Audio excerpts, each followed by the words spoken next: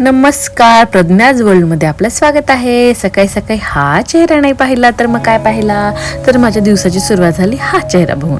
त्यानंतर आज विरूचं सेरेलॅक संपलं, त्यामुळे फटाफट मी सगळ्या डाळी आणि तांदूळ भिजवून बाजूला घेतले. नंतर ड्रायफ्रुट्स घेतले, त्यांना ड्राय रोस्ट केलं. नंतर इकडे त्या डाळींना पण केलं. मग नंतर ते मिक्स करून परत थोडंसं रोस्ट केलं आणि एकदम त्याची पावडर बनवली. झालं, सेरेलॅक तयार झालं. नंतर ते मोठ्या एअरटाईट डब्यामध्ये ठेवून दिलं आणि ह्या छोट्याशा डब्यामध्ये डिलिव्हरीसाठी. नंतर मग घेतली काही स्वच्छ पालक, त्यांना कट केला आणि त्यांना उकळायला ठेवलं. त्यानंतर एका फुलपात्रामध्ये घेतलं, ते सेरेलॅक पाण्यामध्ये त्याला मिक्स केलं आणि ते घेतलं, ते उकळणाऱ्या पालकच्या आतमध्ये टाकून दिलं. मग छानपैकी ह्याला शिजवून घेतलं. पूर्ण डाळी असल्यामुळे ह्याला भरपूर शिजवावं लागतं. नंतर एक चिमूटभर मी नंतर त्याच्यामध्ये ना जिरा पावडर टाकली आणि परत त्याला म्हणजे शिजवायला ठेवलं. भरपूर वेळ शिजल्यानंतर मग एकदम शेवटी मी त्याला अर्धा चमचा गावरान गाईच्या तुपाचा चमचा त्यामध्ये टाकला आणि त्यात सेट झालं. विरूचा ब्रेकफास्ट तयार. विरू पण एकदम अशी सिद्धच वाट बघत बसला होता. एकदम ब्रेकफास्ट बघून विरू पण झाला खुश आणि मग विरूचं झालं पोट एकदम टामी फुल झाली आणि विरू एकदम खुश झाला हे सगळं बघून. आणि त्यानंतर आज एकादशी होती, त्यामुळे मी ना पहिली चहा घेतला. माझा अवतार तर काय झालेला देवा. मग नंतर मी झाले फ्रेश आणि बनवायला घेतला नाश्ता. कलिंगड कट केलं आणि हे आपले साबुदाण्याचे मी डोसे बनवले होते. मग विरूला घेतलं मी आंघोळीला. विरू झाला फ्रेश आणि त्यानंतर विरू झोपला. ॲक्च्युली विरूला मी लवकर झोपवलं कारण की आम्हाला जायचं होतं बाहेर, पण आम्ही गेल्यानंतर 5 मिनिटात विरू उठला, तो भाग वेगळा.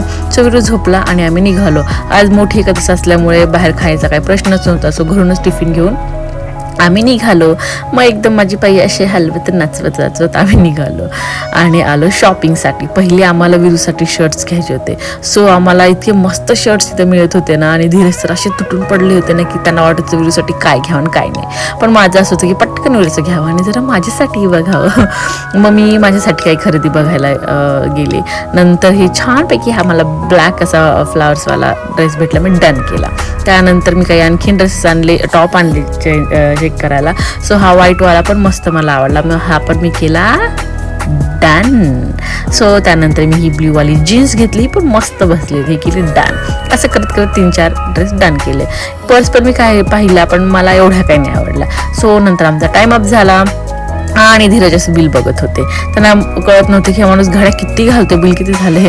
सो आम्ही केलं मॉलला बाय बाय आणि आम्ही निघालो. आणि माझं होतं ना बाई ती खुशी असं झालं होतं. नंतर आम्ही फटाफट आलो घरी, कारण की विरू कधीचा सुटलेला होता. मग घरी आल्यानंतर विरू मला बघून झाला खुश आणि मी विरूला बघून झाले खुश. एकदम आम्ही असं मायला एकमेकाला खुश झालं, पण माझ्या खुशीचं कारण तर वेगळंच होतं, विरूला काय माहिती.